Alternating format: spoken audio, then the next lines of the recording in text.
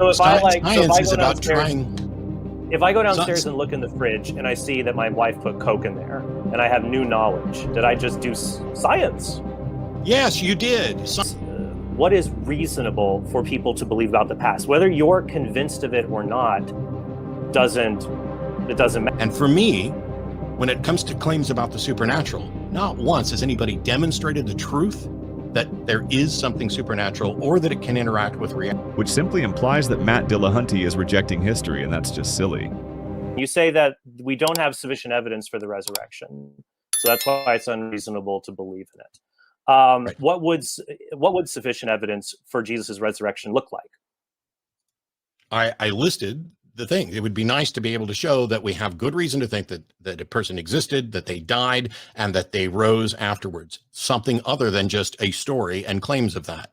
Is there physical evidence for this? Okay. Is it fine then? Is it reasonable to believe that Jesus was crucified under Pontius Pilate? I don't think so. Okay, so do you think that all historians in the world that teach at major universities, it's unreasonable for them that they believe Jesus was crucified under Pontius Pilate? For them to believe it? Perhaps. Yeah. Perhaps it's unreasonable for them to believe it. For them to teach it as this is what is believed is not problematic. No, I'm saying that, so you're saying it's unreasonable to affirm that Jesus was crucified under Pontius Pilate.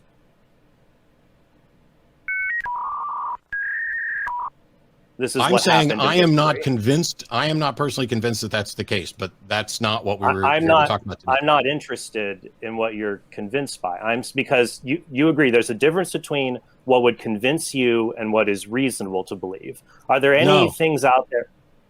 Let me ask you a question. Are there any things that you don't believe, but you think it's reasonable for other people to believe them?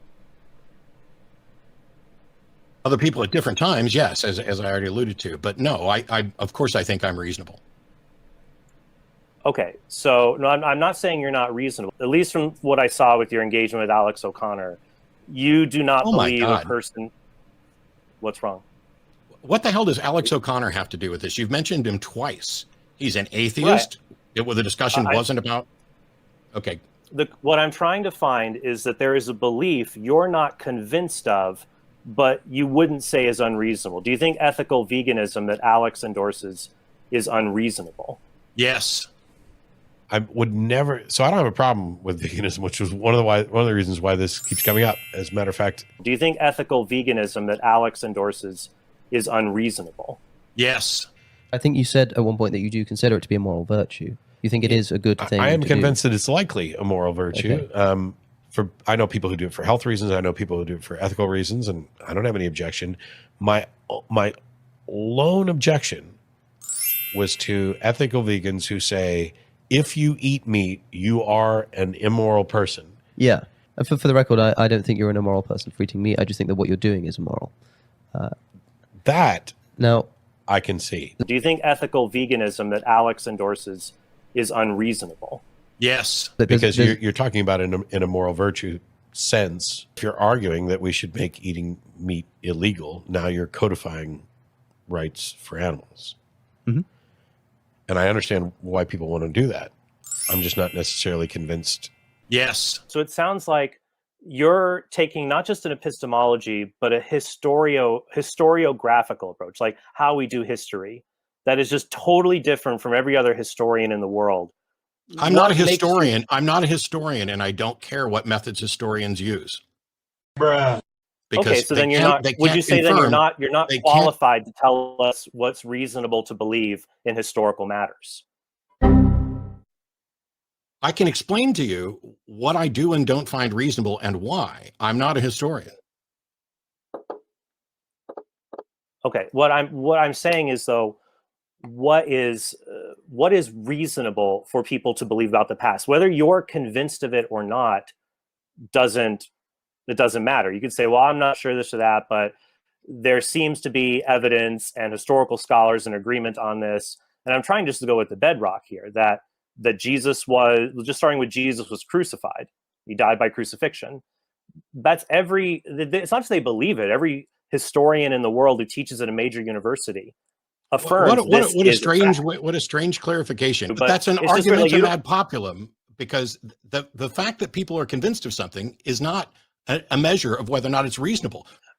If you knew someone who is skeptical of getting a vaccine, would you think it'd be good evidence to them to say that like all the major medical associations in the world say it's safe and effective?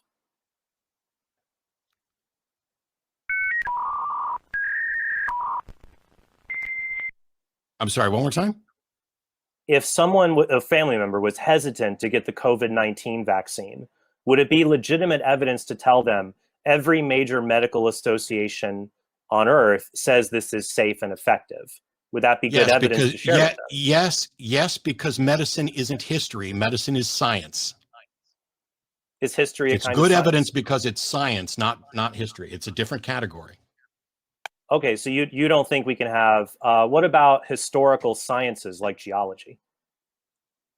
That's not history, that's science.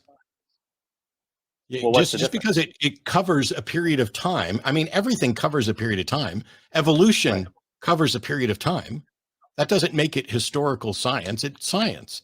You're putting that on there because you want to smuggle history in. Well, history isn't a science. And for me, when it comes to claims about the supernatural, not once has anybody demonstrated the truth that there is something supernatural or that it can interact with reality in any way. It's all just claims something.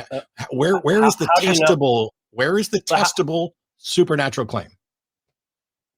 I guess so. That's a claim you made. No one has demonstrated the supernatural. Where is your evidence for that claim?